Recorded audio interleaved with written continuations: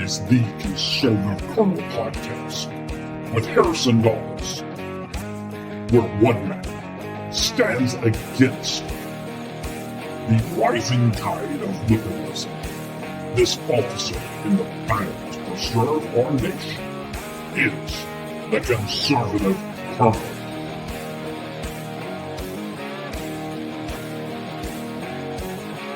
Nothing ends here. Our hopes and our journeys continue.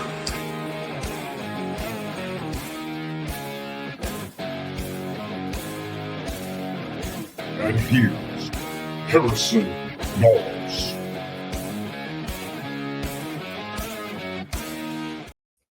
It has been way too long since I've heard that intro. Exactly. Our last episode was June 19th, Graves. Wow. Yeah, it's been a very busy summer. I do want to apologize to our listeners. We did not mean for it to happen. Both me and Graves have just had a time, employment-wise, I guess you could say. Right. Or at least I know I have. And I just have not had the time. Honestly, I don't have the time tonight, but the topic, and we'll be getting into that shortly, deserves attention and deserves to be talked about as much as possible. And honestly, me and Graves had a completely different topic for tonight until what happened earlier today. For those who don't know, it is September 10th. As of recording, this will go live, of course, Thursday. Hey, we're even coming back on the right day, Graves. But before we kind of dive into that's a good start. It's a good start, and I do want to apologize because our goal is to make this a big conservative podcast, and we need y'all's help, but we also need to help ourselves. So we will be taking this a bit more seriously in the future. Both I know I will be, and I know Graves will be. This is going to be the place where we kickstart it all, Graves. This is going to be the place where we draw some battle lines, and we're going to draw some battle lines tonight. We're going to still try to keep it PG for the families that listen to us on their way to work. It's going to be hard. But before we get started, please remember to go check. It's going to be real hard. But no more complacency. No more complacency. I'm done with that. That's how this show got started. Was I felt like I was getting complacent, and I felt like I'd gotten complacent again, and that time has passed. But make sure to go check us out on conservativecolonel.com. I even got a nice picture of Graves on there on the About section now. New episodes, of course, now will be out every Thursday. Our main platform is Speaker, but we're also on Apple Podcasts, iHeartRadio, Spotify, Amazon Music, and Audible, Cashbox, Deezer, Podcast Addict. I'm out of breath. Podchaser, Listen Notes, and Good Pods. That's how out of practice I am. And, of course, the video of the format of the show. Well, actually, I'm going to actually release it, try to release it simultaneously. That's not the word. But at the same time as this broadcast on YouTube because of just the seriousness of what has happened. And if you are with your family listening to us right now, I do know we have a lot of people, and I do try to go by radio rules when doing the podcast. It's something I picked up from Jack from the Right Side Radio. But tonight's going to be a bit difficult. So if you are listening to this with your family, I will say viewer discretion is advised because we are going to be talking about an assassination tonight. And there's really no way to do that PG. So if you are listening with your families, I would ask and advise that you maybe turn off the podcast and listen to it later. I hate to do that. I do want to be a family show where everybody can come around and listen to the news and know about what the rhinos are doing or what the left is doing. But tonight it's much bigger than most news days. And that's saying something when you consider that most liberals are trying to destroy our country. But we are dealing with the assassination of Charlie Kirk. For those who do not know, and we'll talk about this, I guess, now, but both me and Graves worked with the Turning Point chapter at Ole Miss. Graves was the recruitment chair, weren't you? Yes. Recruitment coordinator. Yes. I was vice president, and so we got to basically work for Charlie. And you know, we really believed in what he was saying. I know I did. I know Charlie and Chris McDaniel are the people that kind of got me out of my. Tate Reeves did it indirectly because Tate Reeves pissed me off. But Charlie and Chris kind of got me into the world of politics. After I kind of got fired up about Chris, it was listening to Charlie on campus and listening to Chris on Facebook at the time. He would give updates that really got me invested in politics and really started me down on this path. He was the first major politician, or not politician, but conservative influencer, if you will, that I listened to. And so today's been very hard. Not to mention, I've grown up. I've seen a lot of things. I think I've talked about on the show before, but I almost did get shot last year. And I've been held at knife point a couple times. I've been in dangerous situations. I've seen things you don't really want to see in those scenarios. But today was different. That video, as soon as I saw it,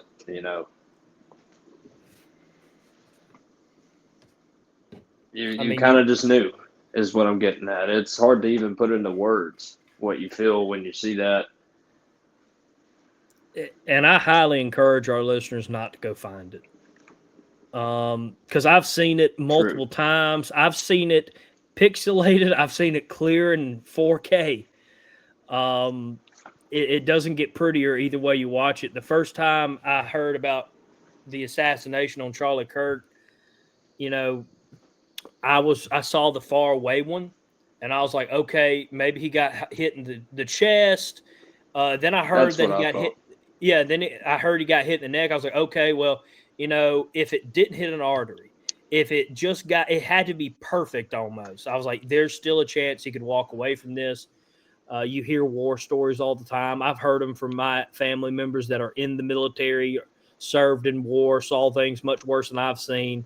And they've there's a chance. And then when we all saw the close-up video, I know a couple of my friends who are doctors said that hit an artery. He's unless a miracle from God happens. And I know my friends that were served said, I've seen wounds like that. It ain't good because, it does spew to kind of not make it as graphic as possible. Yeah.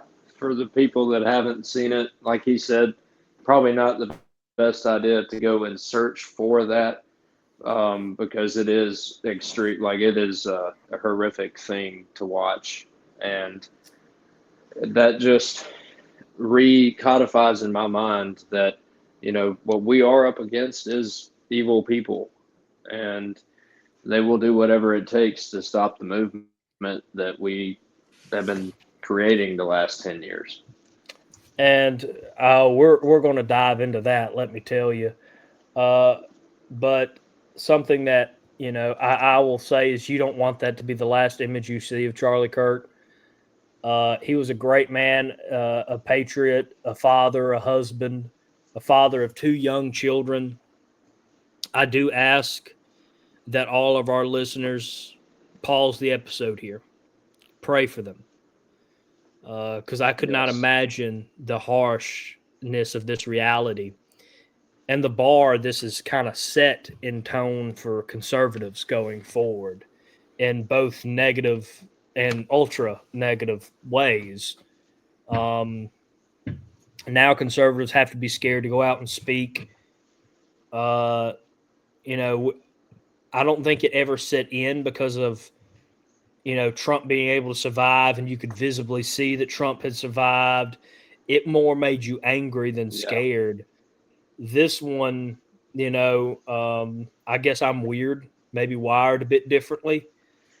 It got me pissed. I don't know the last time I've ever been this angry. Luckily, or maybe not so luckily, it would have been an interesting episode to see me and Graves film this as soon as the announcement that he had passed came out. Or actually, I'm not going to say passed. I'm going to say murdered. It would have been And I'm probably still going to put the explicit on this episode. But if you actually care about this country, then it doesn't matter if you disagree with somebody politically or not, how much you disagree with them, how much you hate them. Like, you don't do this. We don't kill people in America because we disagree with them. And for, like you said, he was a family man. He was someone who had deep beliefs. He really, this generation of ours was definitely left, majority left, before he started his thing. And it's flipped that. He had a huge influence on young conservatism. And, I hope, honestly, that we can get, 20 million conservatives now, because nobody's Charlie Kirk. But if we got 20 million people who started speaking like him, and, we can keep that impact going. And that's kind of going to be a line in the sand tonight, if you will. Me and Graves have kind of been using that to describe this episode. It is going to be a line in the sand because enough is enough. They're killing our people now. They are murdering, and this is not an isolated incident. With a lot of the assassinations and murders that have happened in American history, you can usually blame it on a hateful soul that was led astray by something or a hateful Lincoln, group. JFK. But there's so many things to link. It's a pattern now. And now it's just sitting here and you're thinking, okay, the political divide has gotten so bad that the left is almost encouraging this. And maybe not its leaders in public, but surely they do it. Not directly, but they kind of hint. They hint. They'll say, oh, this is not what we're supposed to do, but they'll call us Nazis. They'll call us the worst group. They'll add us to the worst group of people that have ever lived. They'll add us to that Nazi. And that's what they're doing. When the right person hears that, they do things like this. Yeah, and, I know a lot of people have said all Charlie Kirk did was have a respectful dialogue with people he disagreed with. All he did was want to go out and have discussions. And there's also people saying, he was the nice one. He was the one that did want to let you disagree with him and talk to you about it.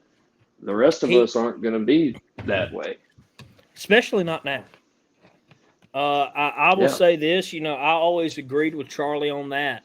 He was very much an old school conservative when it came to the fact that he was okay if you disagreed with him. Just bring your facts why you disagree with him, because he's going to rip you to shreds if you don't have good facts. Charlie can almost even suggest that, okay, well, you can believe what you want to believe. I'm going to believe in facts. And people are like, oh, Charlie's clippings. Oh, Charlie's having a debate. And if you're not going to come up with decent facts, I mean, I joked around with someone at Turning Point. I don't think it was Graves, but I was like, I would love to debate Charlie on a couple things that I know we disagree on, simply because I knew he'd make me a better person. And it wouldn't bother him one bit. He would almost relish the idea, because he would love to have a debate with someone, not only to help understand other types of conservatives like me being a Jeffersonian, but to make me a better debater. Because, I've always been scared of debating. I'll be honest. Behind the mic where I can, think about my thoughts and, do stuff like that. I can have everything together, and, Graves isn't going to stand up and be like, hey, here's the facts, because Graves is, he's the same viewpoint of me. But I have always been nervous about that. Even when I went out and tabled for Turning Point, someone would be like, hey, do you mind, talking to this person? I'm like, I'm not a debater, guys. I'm a history nerd that, takes history far too seriously. I'm just getting into politics or even, years from that, I'm like, guys, I'm not a wordsmith. You might be tricked into thinking I'm great with words on the show, but I can tell you, I stumble. I have trouble with pronunciation. Sometimes I can't find the right words, and sometimes I'll say stuff over again. I'm not a good debater. And I always admired Charlie Kirk for that because he was articulate.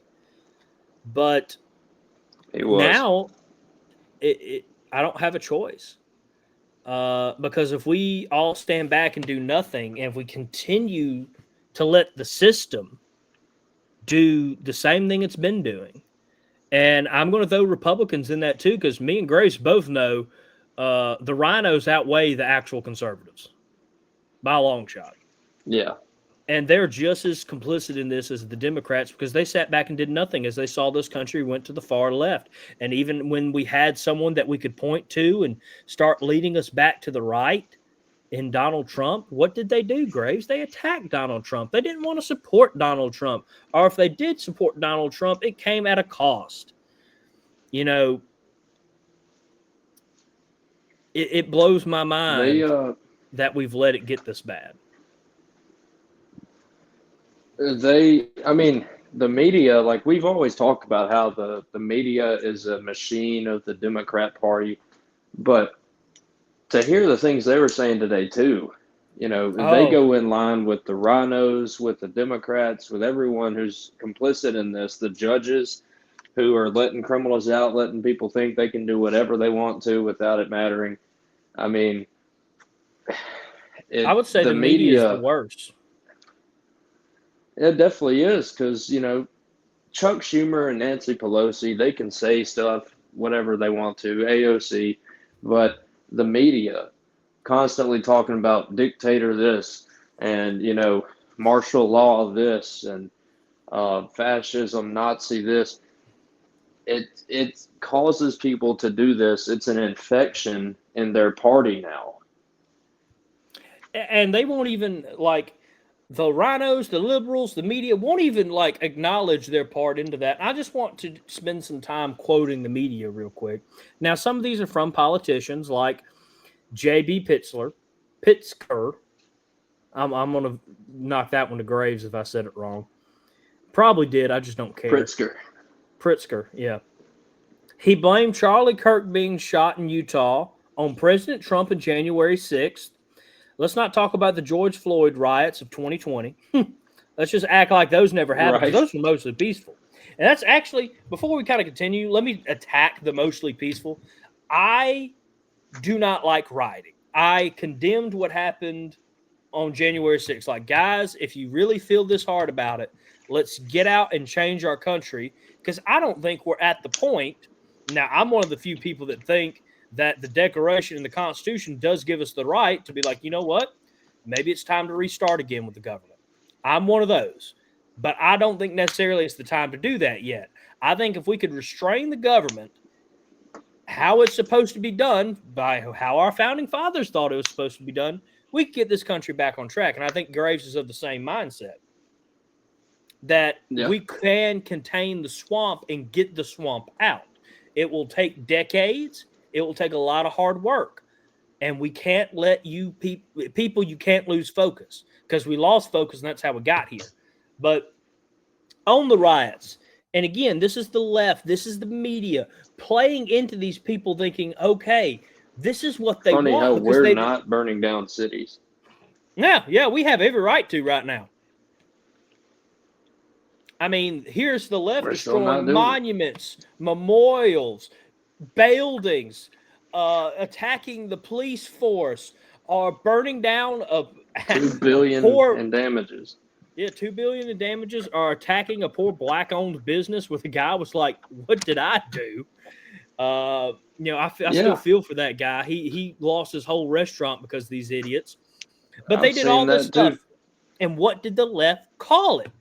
Peaceful or mostly peaceful protest. Here's a mostly peaceful protest. Good jobs, BLM. Good job, Black Lives Matter. Good job, liberals. You're doing right. You're showing how you're protest. This is a protest. No, it's not. It is mass destruction of a government. Yep. Again, They burned down federal building. Mm-hmm. California threatened to secede after Trump won office again. Why don't you all move to California, secede, and just burn that place to the ground? How don't you? Get out of my hair. Have your little communist utopia over there in California and leave Trump the rest will build of us a wall alone. for us. Yeah, Trump will build a wall from like California all the way up to Washington. 'Cause I'm pretty sure Washington's communist is crap as well. Just build a giant wall, and everybody That and Oregon. But secede. Go over there. Let's not act like everybody that hears secede from Mississippi thinks of the war. That's not what we're talking about. You do have the right, by the way. If you look at the debate during the Constitution, they actually asked if it was okay if they could leave, and the government said yes. So, and California's talking about it. Since they're left, it's okay for them to talk about seceding. If Mississippi did it, we'd be accused of racism. But California's actually talked about it. Gavin Newsom's talked about it. Texas has too. We'd be fine with it. We're kind of tired of y'all anyway. Hey, you would honestly make our lives better getting the swamp out of here. You take a lot of the $1 million corporations that are trying to attack the government, and by that I mean they pay off politicians to do what they want for their corporations, and in return, the giant corporations lose a bit of money, but these small businesses get put out of business because it's just too much. But again, I think it's funny. The Democrats talk about taxing billionaires and doing all this stuff. They have no problem when those are the people funding their politicians, and they have no problem bragging about how the blue states bring in more money than red states. They'll brag about it. Shouldn't y'all be giving some money to us? Yeah. I mean, it's a tale as old as time. I mean, I could get into the whole history of left versus right, and we'd be here for an hour. Because I really did do, as I said, I am a history nerd, and I do focus a lot in 1776, 1861, and beyond. And I could talk to you about the continuous battle of right versus left, but I'm not going to tonight. But again, they act like they're enemies of the rich. And the reason they do that is because they know no one likes the rich and the big corporations, but they also know the big corporations and the rich is the whole reason they're there, the whole reason they're getting bribes, the whole reason they're becoming millionaires when they get into office. So they might put up a small, and I mean miniature roadblock for these huge corporations, but those roadblocks are as big as the Great Wall of China to a small business. And they hurt them, they don't care. But then they'll say that this is supposed to help the small business. They're lying. But again, why don't you all go to California, secede, do that. Good for us, because then we don't have to worry about anybody but New York. That's it. That's fine by me. New York can secede too while it's at it. We'll just cut a square around New York. And when y'all are tired of your towns burning down, guess what? We'll welcome you back into the Union, because that's how nice and peaceful we are. But again, trying to get back on topic, because we'll get off topic if we're not careful. The media, this is what they do. This is how they've played a part of it. Mostly peaceful protest. And then when there's not an assassination attempt, or in this case, an assassination, what do the left politicians do, Graves? They compare us to Hitler. They compare us to Nazis. We are fascists. We are trying to get an American dictator. We are trying to do this. We're trying to do that. And what does that do in the common person's mind, hearing that propaganda over and over and over again? They actually start to believe it. And what do most people think is the great solution to ending a dictatorship, ending fascism? They're going to start attacking that group. And then the left, they get to act all shocked. But as soon as it dies down again, and I will put money on it, Graves, as soon as Charlie Kirk's assassination dies down, and that's the sad thing, is the left is going to try to move on past this. Yep. What are they going to start doing? They're going to start comparing us to the Nazis again. Why? Because they know that's going to feed the anger. And then someone else is going to get shot. and it's going to be another riot's going to break out. Why do they do this? Because they know it will feed that hate machine that they have created. And don't get me wrong, people, there is pure evil being grown in country now, domestic terrorism, and the left is completely okay with it. And the rhinos, by just lack of not doing anything, are also complicit in this. But the left are the ones that are growing it. I will say that. The left are the ones actually going out of their way to make sure that this is fostered. And, I just... Yeah, they don't care. They'll do it. Excuse me. They'll do it to any one of us. I mean, I just... I don't know what we do except for continue to preach what we're talking about here today. Like, this has to be a constant theme, that this is who the left is. Like, the media also saying it could have been a supporter firing their gun off in celebration. Yeah, because the right is just if we're watching on YouTube, we're so gun nutty. Yeah, here's my pistol. I did not mean to just bring it into my office. I shot a hole through my window here in my office where I record this broadcast. I'm sorry, everybody. Yeah, actually it's a paperweight. I use it to hold down my files when I turn on the fan. No, that is an insult to every conservative right there. They tried to blame us. And this is like, what was this? Like 20 minutes after the assassination? Like, we didn't know. Oh, it was as soon as they got news. Yeah, we thought it was an assassination attempt at that point. No one knew that he had actually been successfully assassinated. But like 20 minutes after this conservative speaker was shot at a university where people were injured, and this should be a national tragedy, they take no time to say that, hey, this is the conservatives' fault because they believe that the Second Amendment means your rights shall not be infringed and everybody can just walk around with a gun.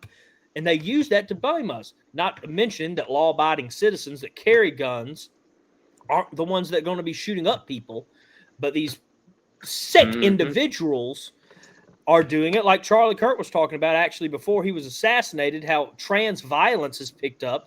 And I don't think, I think part of our mission now that this has happened is we cannot let what Charlie Kirk started go down the toilet. Exactly.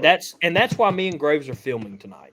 We could have taken the week off because we hadn't been filming. Who would notice if we took another week off and got our thoughts together? But we knew we had to do this. We have to stand up. We have to start taking this podcast seriously. We have to start getting more serious in politics.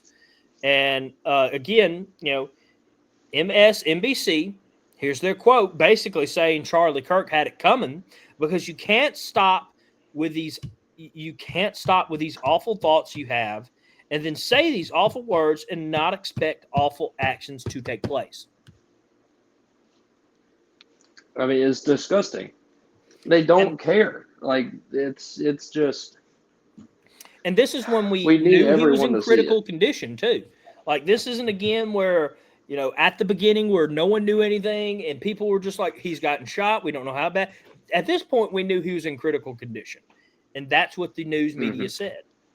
I mean, Graves, what do you even think on that? I mean, that's a quote and a half right there.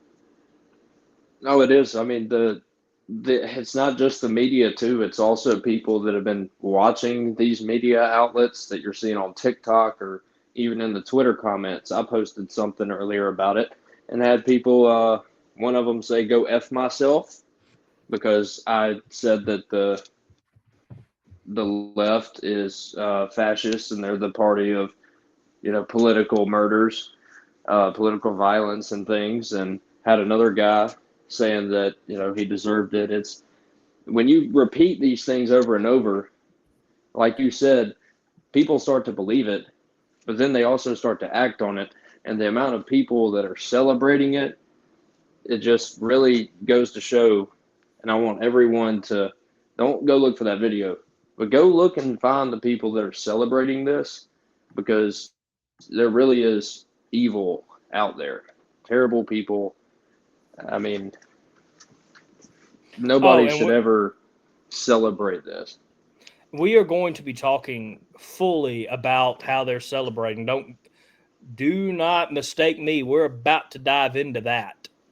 And we can dive into that by, let's continue with what the left say. As soon as this happened, the same news network said that, oh no, this is a tragedy, not because Charlie had been shot, because President Trump was going to use this now as a chance to send the National Guard to Utah. That's what they took away from this. I forgot that. Yep. Charlie hadn't been even taken to the hospital yet. He might have just gotten there. And these people are already using an assassination to push their agenda. It did not take an hour. This is not 2 days from now. This is not a month from now.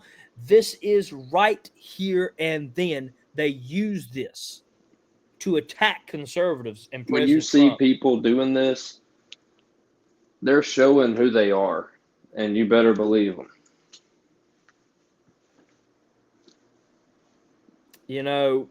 And at the end of the show, I'm going to talk about some of the nice things people said, and because a lot of them do talk about a wake-up call.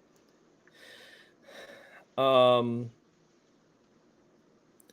one of my favorites is going to be what Chris McDaniel said. Of course, I'm a bit biased. I don't care. But now let's talk about, we've talked about the media, how they play into this. We've talked about how the left play into this. What's the woman that failed her presidency? Kamala Harris. Former Vice President Harris that actually completely botched her own election in spectacular fashion. She goes on and she says, I'm so sorry that this happened. Violence is not the answer, people. And she went on to spew this basic PR response. And my thought on this, and I want to hear your thoughts on this, Graves. It's like most politicians, she's going to condemn it when it happens. But Graves, I don't have much money to my name right now. Matter of fact, one of our services we use for the podcast is $9, and I ain't got $9 to pay it right now. I want you to think, I'll put $5 on this. How long does it take for Harris to start calling us Nazis again? And that we are just basically the devil. We're destroying this country. This democracy, by the way, we're not a democracy, you idiot. We're a constitutional republic. How long? I say I'll give it 2 weeks. I think you're being gracious there. I give her like 3 days. Okay. So she'll call Trump a dictator again, and how long do you think how long do you think till the media starts calling us Nazis and stuff again? Tomorrow. That shows you the lack of faith we have in our media. But I guarantee you, I actually agree with you on that one. I actually don't doubt on Harris either. I wouldn't be shocked if she, in 3 days, called Trump a Hitler again. But the media I have less faith in than the politicians, and that's a low bar, Graves. That is the way in hell how low that bar is. And the media somehow like conga lines that crap and gets under it. But I can see it, like Trump says something, and before they talk about the assassination and how we should be praying for everybody, they're going to say, and that's Hitler and the Republicans are Nazis. In other news, Charlie Kirk got shot. We ask everybody to give them his prayers. That's what they'll do, I think. I wouldn't be shocked at all. But we're kind of hitting this nail on the head for y'all, our dear listeners. And Graves, I think I've taken up a lot of time, so you can speak in a second. I've kind of gotten fired up. But, we want to hit this head on the coffin for y'all before we kind of jump into the left people that believe this. And because you needed to understand why the people are so happy that this assassination took down on the left side, because their politicians and the media have trained them to be these hate-filled individuals. Yep. They have. And, I dealt with it tabling, as you did too. I don't know if you had any crazy libs, but I got spit on I one had time. a couple of them. Oh, you did? I got spit on by apparently a Christian, quote unquote, who told me I was going to hell. And I looked at her and I was like, ma'am, I'm saved by the grace of God. And she looked at me and was like, what church didn't you like with? that. I told her my church. I told her when I got saved, when I got baptized. And you would have thought I shot her. She told me I was going to hell and I was going to burn for all of eternity, all because I'm a Charlie Kirk supporter, by the way. I didn't even get into any politics. I think that day we were talking about like school choice or maybe gun rights. It was one of those. Or no. I think it was abortion. It was abortion. The right not to kill a child, to murder children. And I was actually going to put that into this episode too. How many deaths have occurred because of abortion, but that's a whole other issue now. But that happened to me. One thing too to say about Charlie Kirk. Like, he was also a champion of getting out the pro-life stance out there to the masses, to the young generation. And if there's anything that, obviously we all have the right to be upset. We have a right to be pissed off, and we need to act like we're pissed off. We need to take action and tell people about this. Like, everybody's going to hear about it, but actually talk to people and be like, look, it's all coming from this side. This is what they're saying. This is what they're doing. We have to fight against it and keep spreading his message. He was a good person. He was a great man, and it will be the greatest fail of the conservative movement to let his movement, his part in that, die with him. It would be one of the greatest tragedies I think I will see, is if we let what he has started die. Because Charlie was one of those. I think he opened a lot of Gen Z and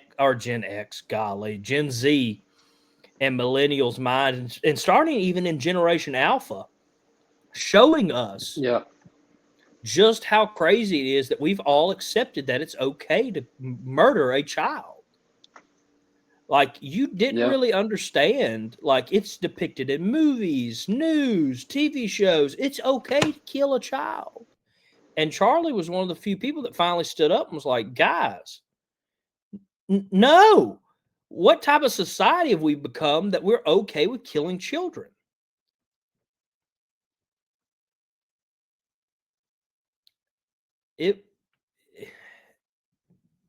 It would be a horrible thing to let all this be for nothing. Charlie gave his life for this movement. His family, Graves,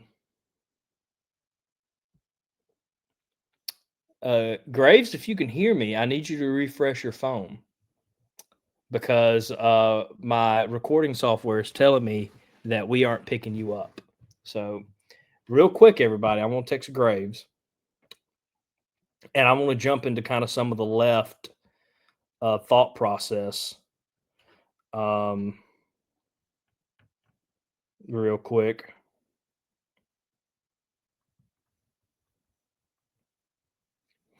So, Graves is gone. We'll hope Graves comes back, but I am going to continue on with this. That here's what some of the left are saying. So if you're thinking, okay, Graves is back. Graves, I don't know where you kind of cut out, but do you want to kind of finish the topic of abortion and the left and the media, how they've played into Charlie's murder? Yeah, sorry. I had somebody tried to call me and it made my phone mess up. But so yeah, the rhetoric from their side about his beliefs, because he just believes we shouldn't be killing a baby. Everybody has the right to life, something that their side took away from him.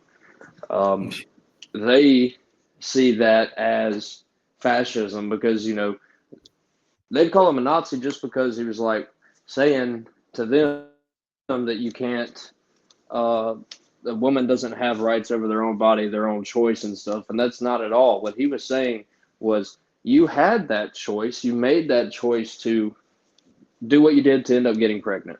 And, that doesn't mean that you should kill the baby just because of that. And so many politicians and people on the left take that issue to heart so much, even though they haven't lost that right, that they do think it's okay to kill you over that. Mm-hmm. It's not even that big of a deal because they haven't lost that. Roe v. Wade was overturned. Not a single state has actually just outright banned abortion.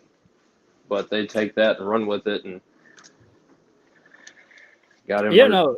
If you had my way, because it is a states' rights issue, because for those who don't know, if it's not clearly depicted in the Constitution as a federal right, is it the power of the states? I'd love Mississippi to ban it outright because I'm tired of my state killing babies. But, I will say this. Yeah, they went after him. And they condemned him. They called him a fascist, a Nazi, and, against women rights and all this crap. You could go and watch, and I do encourage everybody to go to Turning Point and watch all of Charlie's videos. Not only does that kind of help Turning Point out, but I'm sure it helps the families. Because, again, I couldn't imagine what they're going through. But, with all that being said. The things he says, he was a very smart person, too. He's not just talking about his own beliefs. He brings in facts and actual history. Like we both love history, and he knows his history, too. Yeah, and that's why I love Charlie, because I do feel like me and him would have a heck of a debate on history. It would have been great. I would have just loved to talk about it. But it was an extremely, they think, I don't know where I was going with that other topic, but they think that just because you disagree with them, you don't have the right to talk. And one of the big things about Charlie was Charlie really believed in freedom of expression. And if you're conservative, like me and Graves, we probably haven't ever really dived into it, but there are probably a couple things me and Graves disagree with about. But Graves hasn't said, you know what, I'm not coming on the show anymore. We're not friends anymore. Me and Graves would probably talk about it over a nice beer. Let's be honest. I'm not even going to joke on the show. Yes, but I drink cider. I'm one of those weird people. Or bourbon. Oh, well, there's nothing wrong with a little, what are those things called? The apple ciders. Angry Orchards. Yep. Or Red Apple or Ace Pineapple. That might be the greatest thing that we have discovered in recent society. But, me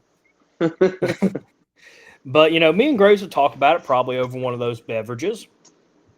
And again, you're not supposed to talk about alcohol, but again, this show's already as R-rated as you can get.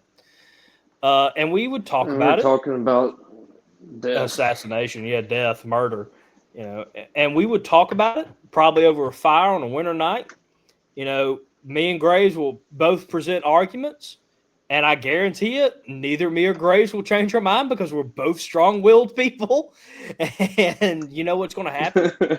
Me and Graves are going to shake and probably change topics to something completely different. And Graves is still going to appear on the show. Graves is still going to talk to me. Me and Graves are still going to hang out if I ever get to Oxford again. Because the last time I was there, Graves just had to not be there. That jerk. But, we would still talk. Me and Graves talk on a decent regular basis. Heck, we in a fantasy football league together that I think Graves actually won this game to the surprise of Graves. But I did. I was supposed to lose, but yeah. We were all shocked. But we would still be friends, but you have that same disagreement in the left. And they do get hostile. They start spitting. I watched this video of this white girl that had braids. And this black girl comes up to her and was like threatening to yank them out because you can't have them. That's And black culture. That's black hair. yeah. And she was extremely up in her face or violent, or you could watch the videos of the children that told the cashier that their mom said it was okay to steal, or this group of kids, these two young black women that went into a gas station, stole crap, and then got mad that someone was going to report them to the police. That's just genius, mind you. But that's the left. I'm not even like critiquing, the black community here. That's just the left. That's how they've poisoned that They community. make people think that it's okay. They do. And they do make people think it's okay to murder people. Yeah, they'll condemn you when it happens. But I guarantee you, if you put them in a small room together and they knew without a doubt they weren't being recorded, the media and the left leaders would almost congratulate them. Well, let me tell you this. I saw a video. I can't believe I didn't think of this earlier, but I saw a video of the TMZ studio, and when it got announced that Charlie had actually died, they started cheering. Like the people that run the cameras and are in the background, they started cheering about it. Sick SOBs. Sick. Oh, and another thing that I didn't mention earlier, the Democrats in Congress, when they tried to do that, moment of silent prayer for Charlie Kirk, and Democrats started screaming no and didn't want it to happen. Yeah, again, they'll play nice on camera, but this is the real left leaders and real left media. And we wanted to beat that home because me and Graves have both saw some videos, and I'll quote, this is all I have. So on this part, Graves, if you kind of want to jump in here, but this is from whatever their version of Twitter is, the blue sky with like whatever it is, like a little gay looking butterfly, which is probably fitting because the majority of their audience is probably gay. I wish the bullet that hit Charlie Kirk have a pleasant day. Replies, oh wow, she did a good job. Thoughts and prayers to the bullet's family. Finally, some good news to come out of my state. That's just one thread on the liberal version knockoff of Twitter. And I know Graves has some more than I do on this one. Well, it's just people on TikTok posting videos of, them being all excited, have some happy music in the background with them dancing, saying Charlie got pew-pewed in the neck, and other people on Twitter, just saying that he had it coming to him, and somebody actually put on one of J.D. Vance's tweets where he was, saying rest in peace or something along those lines. They said, watch your back because you're next. It's a virus that's going around on that side. And if you see somebody that is actually celebrating it, you better, if you know them, stay away. Yeah, no, throughout all the time, even after I say, and I agree with Graves on this, we need to defeat this version of the left. I'm sure another version will pop up. It's okay to have political disagreements. Again, if we beat the left, I guarantee you, me and Graves are going to be talking more and more about conservative policies and how we differ on a couple of them. But me and Graves, as I said earlier, could disagree at the end of the day. These people can't. And these people are excited when someone is put down, murdered, because they disagree with them. I agree. We need to destroy this version of the left. There's always going to be a political difference. I mean, heck, that's as old as this country. But that's okay. You can agree to disagree and be respectful. These are fascists. These are communists. These are the Soviet Union that has finally come back to bite us after the Cold War. These are these thoughts. What is it Ronald Reagan said, if fascism ever comes to America, it'd be in the form of liberalism? Yeah, and it has. Like before this, liberalism, was a bit more honorable, and I mean that in the lightest term. But it was just a disagreement on how to govern. Yeah. They just thought that, hey, we needed a bit more government, and everybody else was like, I don't think so, Tim. And we had heated debates, but I remember when watching a documentary when Ronald Reagan got shot. They were like, this is just horrendous. How dare you do this? And nowadays, dig them well. To them, it's normal now. Yeah, to them, this is what they want. That's one less conservative out there. And I've actually seen someone say that. There's one less conservative out there tormenting the world or something like that. I'm sure. And we haven't even talked about what tonight's original topic is going to be with that poor girl in Charlotte, North Carolina. And I'm honestly going to save that for next week. I'm going to continue this topic with Graves next week on that one. And we'll probably have a bit more news to discuss as we kind of get back in the swing of things. But this is your line in the sand, people. But I do want to, that's kind of what I was even just going to say. Like, this has gotten to a point now, like, when is enough enough? Right now has got to be enough, because if this isn't enough, it's only going to get worse. Look, we will lose our country.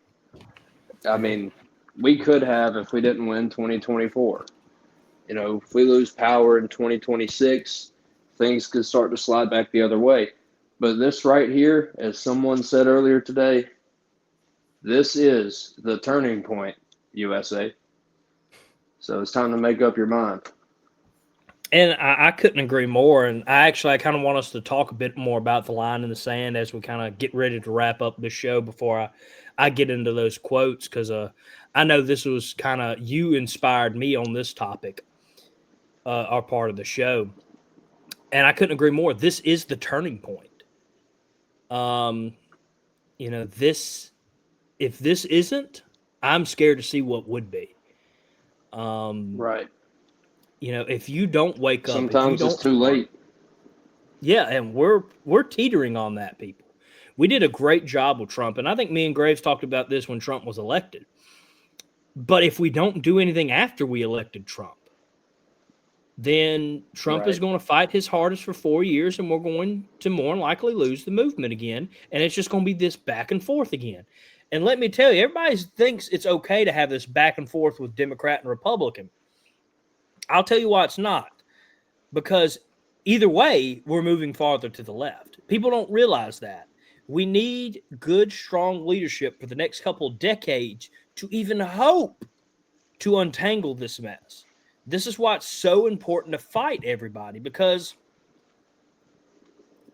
if we don't, we'll get a rhino in office and we'll continue to go to the left. Heck, you could even have a Trump in office and he could fight his tail off, and we still end up a bit more to the left. It wouldn't be as much as if you had a rhino, but Trump is only one man in one office.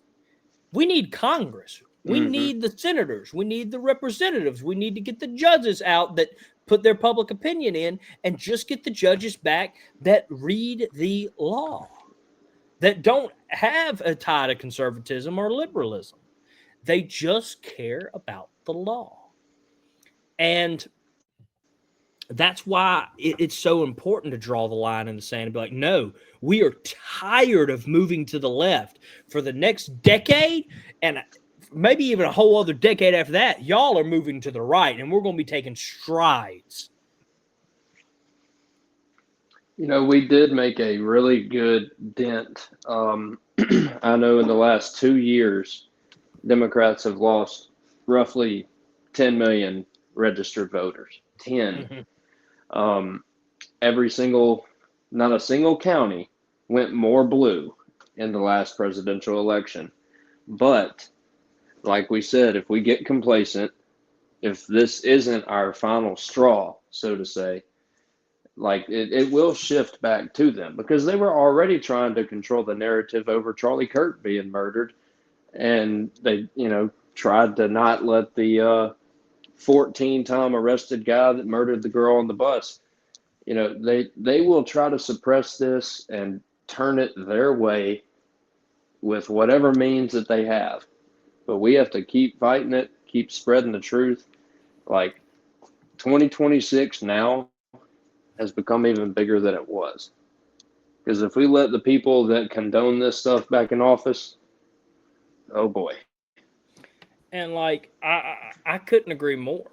Like in 2026, this is our hour, because we have to fight. We have to put this party to bed. Like again, we might not destroy it completely, but we have to cut out the cancerous parts of this country, and that's mostly liberal. Now, again, I think we have a lot of rhinos we also have to deal with, and you never want to vote for someone just because they have an R by their name, but Right. Either stand up first off and replace that person that's a rhino, or get in the fight to get rid of these liberals. Yeah. I know I'm going to be at least doing one of the two. I'm not going to stop now. This is my mission. I actually even got some clips made today to start flooding social media again, because it's time to start fighting. And it is. This is their version of fight. Yep. Violence and stuff. We got to fight them culturally.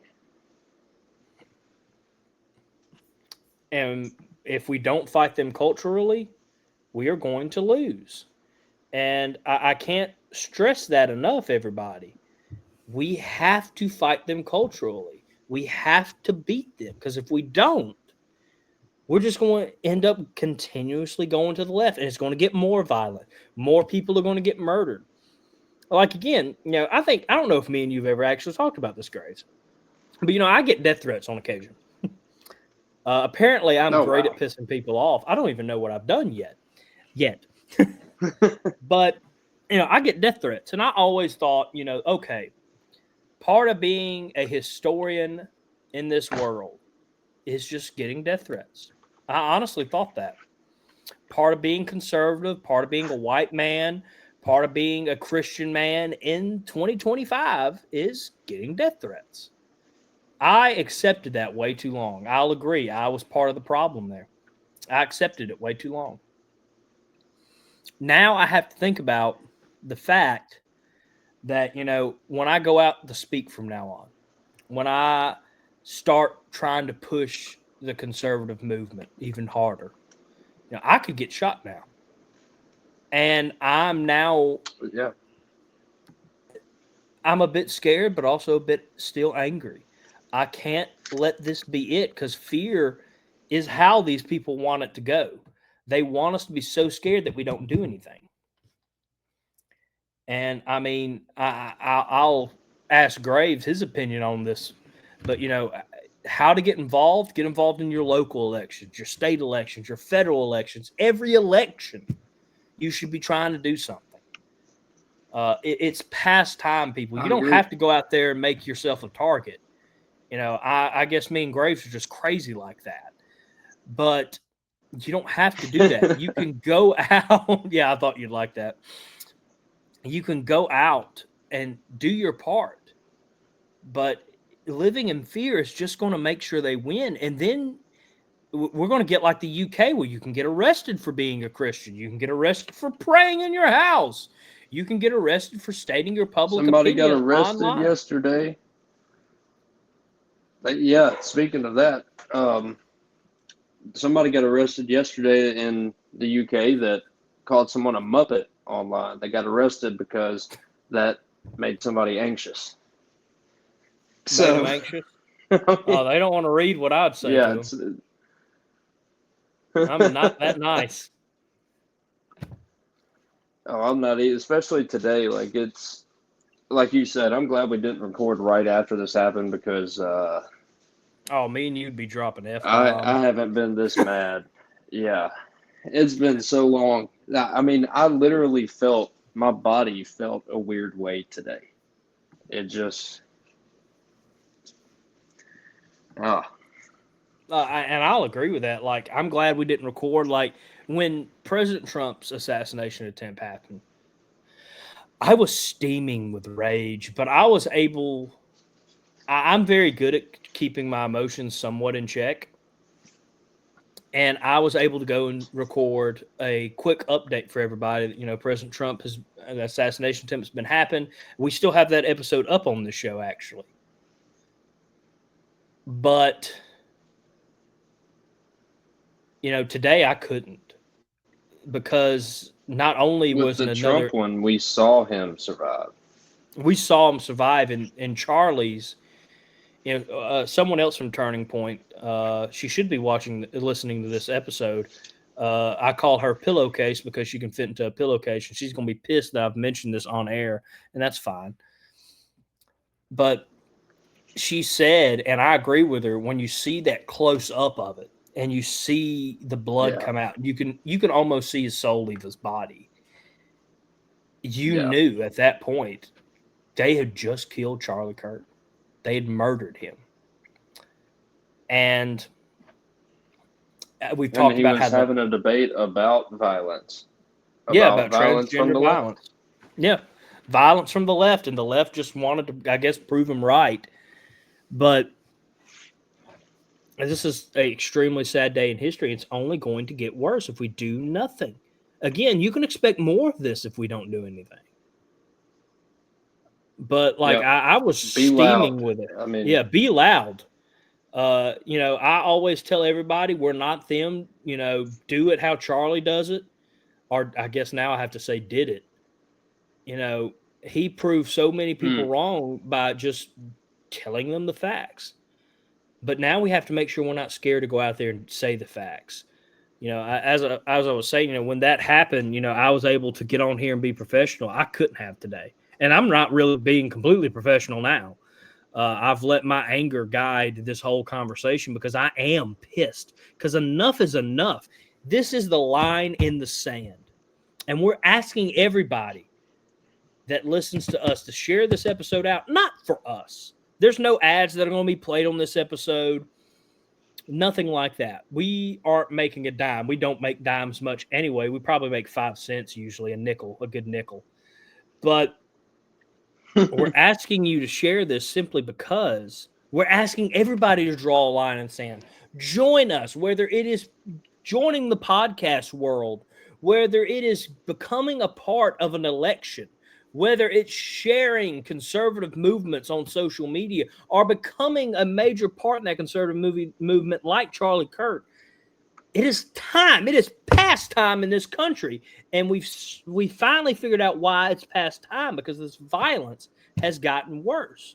Again, we've barely talked on the incident for the poor innocent girl in Charlotte, North Carolina. He killed her, and then he said, I got that white girl. And the media immediately started lying, saying he never said that. He's an individual. We should be praying for him. He has mental health issues. We don't know that it was about race. We don't know if it was about race. We just we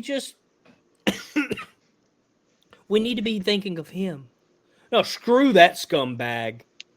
One of my friends today said something like this. He's like, I wouldn't be mad if we brought back the death penalty in every state. Yeah. Or, one of my friends even, he said public executions. Graves, I'll admit it live on air. You have bigger cojones than I do, because that's what we both agreed on, that we didn't have these problems when we had public executions, because criminals were scared. You also, they martyred people like Luigi Mangione, the one that killed the healthcare guy, and they were all celebrating it. I mean, that's the type of people we're dealing with. Yeah, they turned him into like a saint almost. They were like, I think someone did do like a painting of it. I can only laugh at that because if I don't, I'm going to start cussing. I agree. Sometimes you have to just laugh the anger out. Because, if we did say everything we wanted to say about what happened today, it probably would get canceled forever. Yeah, the show would be taken off the air just by the event of words me and Graves would be using. But yeah, we haven't even talked on that tragedy. But that tragedy does add to this conversation. I kind of want to give it its own part in the episode, but because this is so huge, but it does play a part. Someone posted, this is how many times the New York Times talked about George Floyd. 5,897 times when it happened in 2020, sparking on the riots like we talked about earlier. This is how many times they talked about the white girl that got stabbed. 0 times, Graves. They haven't even made it. Like, CNN is the first group to acknowledge it. And they said it. Well, we don't know. They tried to save a man that has committed murder, and murder on camera. You see him get out the knife. You see him stab this girl. This girl's in so much shock of what happens. I don't think she even realized she'd been stabbed. But then she realizes, you can even see it in her eyes, that she knew she was going to die. And this young girl that came over here from a war to have peace, security, freedom, the pursuit of happiness, dies just like that. And the whole cart of these African Americans just sat there and did nothing. Some of them just got their phone out and recorded it. And that's all they did. No one called 911. No one tried to run over to her. No one tried to brave the bullet storm. You can say that, what happened today, you see a lot of people storming out, but you do see a lot of conservatives run up that stage and try to get Charlie out of there as quickly as possible because they knew time was of the essence with a hit like that. They braved their lives to save him. Another man, because the greatest thing you can do is lay down your life for a fellow human being. And they did it. And we're getting fired up. Do you have anything else you want to say about drawing a line in the sand, Graves, and how people need to get involved now? Or your children, your grandchildren? Heck, you are going to live in a fascist utopia where you can get shot if you have a disagreement or be arrested or, go ahead.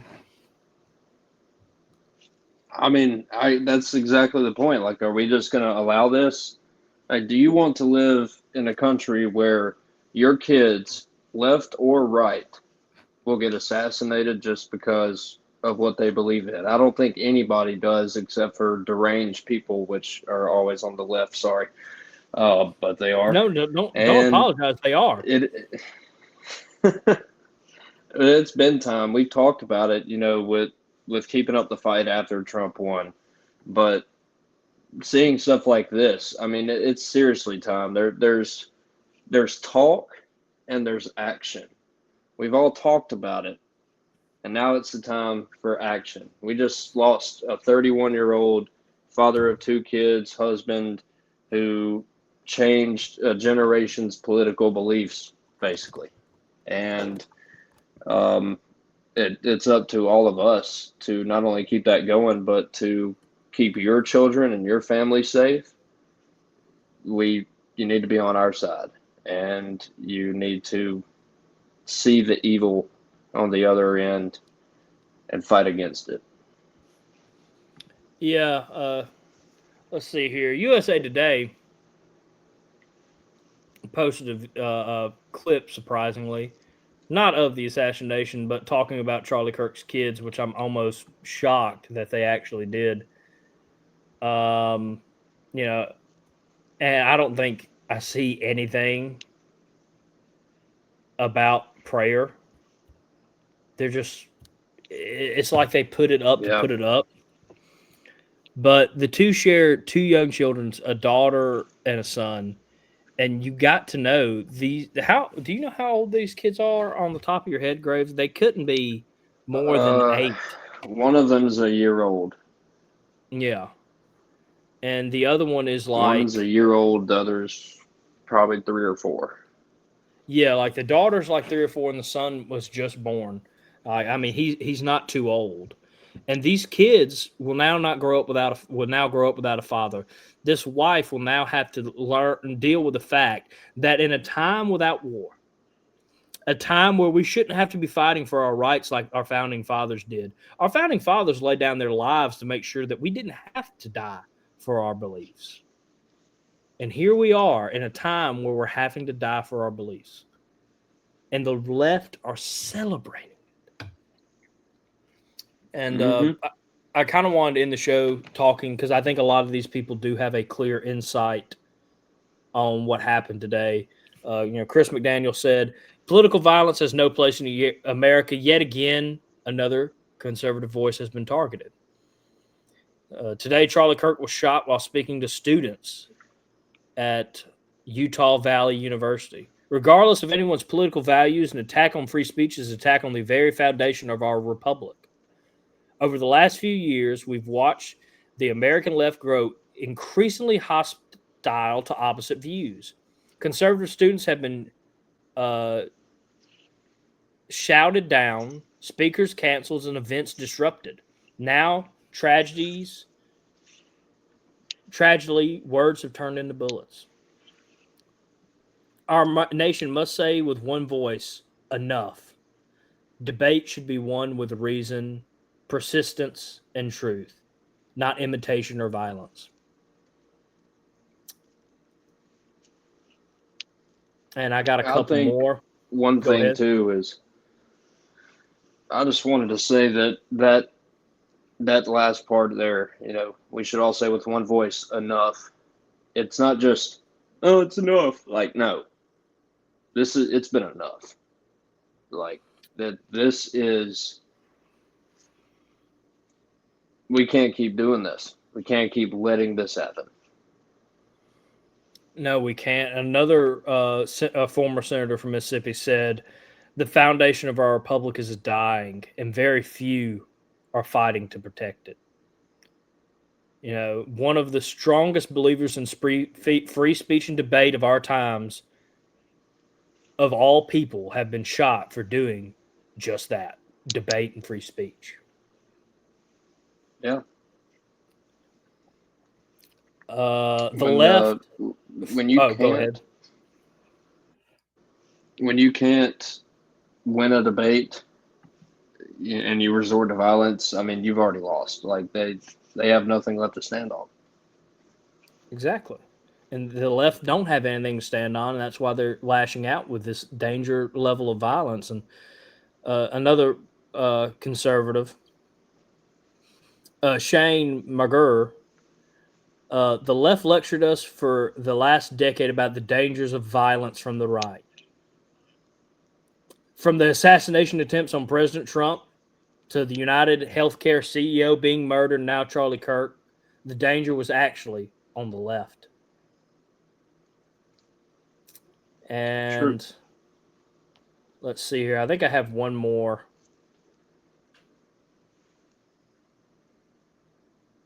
Let's see here. All Charlie Kirk did, and I don't think this is just from someone on Twitter. All Charlie Kirk did was have a respectful dialogue with people he disagreed with. Another congressman. And they still killed him. Another congressman said, this was set at 3:10 p.m. today, an hour after Charlie Kirk was assassinated. Good afternoon. Was wondering if Charlie Kirk getting shot affects your position on campus carrying. If gun control had been in play, could this tragedy been avoided? That's coming from a Democratic Party candidate. Wow. Yeah. And let's see here.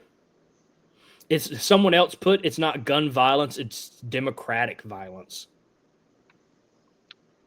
I mean, they've got a point. Another Trump fan, that's kind of his handle. Every American should be livid right now. Charlie Kirk has never once promoted violence against any political group, yet he was just shot. He only stood for peace. This is beyond outrageous, no words. And this is from Stephen Crowder. CNN's already saying that the evil assassination attempt on Charlie Kirk is an example of both sides of today's political divide. No, it's not. One side has to risk life and limb to express opinions publicly. One acts with violence. That's very true. Someone from Mississippi, Gerald Gilbert said recent polls indicate that many liberals in this country support assassination as a remedy to their grievances. Insanity. Crickets from liberal leadership about this poll. We saw that attitude manifest today. Charlie Kirk was an American patriot. He loved his family, his country, and his God. He was a strong voice against the status quo, spreading his message to Generation Z on college campuses. He likely knew he was taking a risk in merely speaking his mind. He led a powerful movement, but he proceeded telling the truth, uninhibited, and unafraid, praying for his family. And this is the last one. I'll say it again. Throughout all of history, the most violent political movements have come from the left. This is from a friend of mine. Force and violence are all they have to accomplish their goals. They cannot use precision or reason because their ideas are generally unworkable and devoid of logic. Thus, force and violence are the ultimate result. When they need to accomplish their goals, the results inevitably lead to anger, envy, and that leads into instability. We should politically separate from these people. No more alternatives. There really isn't much of an alternative anymore. I mean, there's not. You can't coexist with people who want to kill you over your political belief. You can't. I mean, I remember families used to be able to get together on Christmas and talk political beliefs, and half the table will agree one way, half the table will agree another way. You can't have that now. One side will either skip the Thanksgiving, or at this point now, maybe even try to kill their family, because that's how delusional the left has become. Oh, yeah. Yeah, this has pissed me off. I hope it's pissed all you off listening. Graves, you got to recognize the evil that you're up against. You know, that it's one thing to be like, oh, this is a terrible tragedy. Can't believe this happened. But this has been, I've been noticing it for years. You know, the level of rhetoric dialing up and the level of mental illness on that side also dialing up. And eventually things like this happen. It's terrible, but we can only fight it one way. It's not with violence. It is with the culture war, and we have to beat the Democratic Party to death, not physically, but at the ballot box. We have to make people see the realization of what these people are and that they cannot support it unless they're a terrible human being, and they'll never win again. Exactly. I mean, again, you know, this is it. This is it. This is the line in the sand. We ask everybody to join. Graves, is there anything else you want to say before I kind of start getting ready to sign off?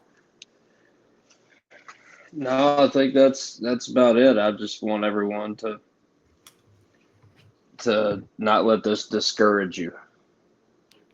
Amen. Amen.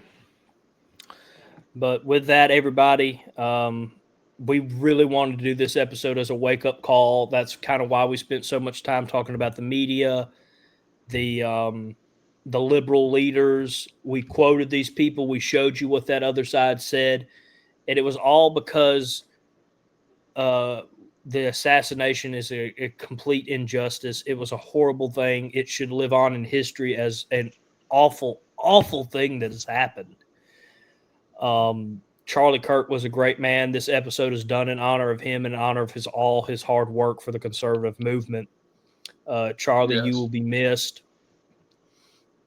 And Charlie, thank you for what you've done for our movement and what you gave your life for, unknowingly gave your life for, I might add.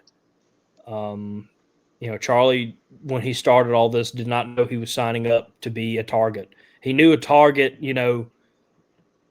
socially. He knew he'd probably be a piranha or talked bad to. As I said earlier, given death threats that he thought that no one would ever act on. Mm-hmm. But he gave his life for this movement, and I refuse to let his life be in vain. I ask everybody, please I'll say pray this for. too. Go ahead. Oh yeah, definitely pray for him, his family, his kids. But there are soldiers who go and put their life on the line for us, and there are spiritual soldiers. That was a man of God in Charlie Kirk, and he died for this country. He died spreading the gospel. Um, that is something that we should remember him for, not just him getting shot, but who he was and what he stood for and fought for. Amen, Graves. Amen. And I don't know if there's any better way to end the show. And as I said, say this is in honor of Charlie Kirk. Again, we're not going to make any money off this episode. I've turned off ads. I ask everybody share this out. In the next couple weeks, I'm going to be, making clips from this simply because we need to get the word out about this episode. We need to fight. Me and Graves will be back next Thursday for another episode of the Conservative Colonel podcast. We thank you all for joining us, and pray for America and pray for Mississippi. Good night, everybody.